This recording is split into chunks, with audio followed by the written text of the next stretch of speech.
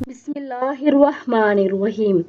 ریڑھ کی ہڈی اور ارشاد نبوی صلی اللہ علیہ وآلہ وسلم ہے کہ ابن آدم کے بدن کی ہر چیز کو زمین بوسیدہ کر ڈالے گی سوائے پونچھ کے۔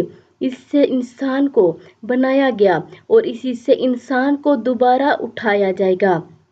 صحیح مسلم کی حدیث مبارکہ ہے، ریڑھ کی ہڈی کا سب سے نچلا حصہ پونچھ کی ہڈی کہلاتی ہے۔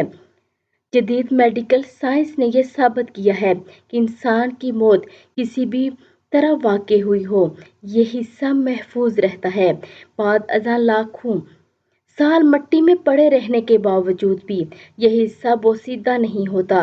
شدید ترین کیمیائی آگ، دھماکے اور چوٹ سے بھی یہ حصہ متاثر نہیں ہوتا۔ انسان کا سب سے پہلا جینیاتی کوڈ جس سے انسان کی تخلیق ہوتی ہے اس حصے سے محفوظ ہے۔ یہی وجہ ہے کہ اس کی پونچھ کی ہڈی سے انسان کے مرنے کے بعد اس کا پورا بائیو ڈیٹا حتیٰ کہ پسند ناپسند اور انگلیوں کے پروں کے نشان تک معلوم کیے جا سکتے ہیں۔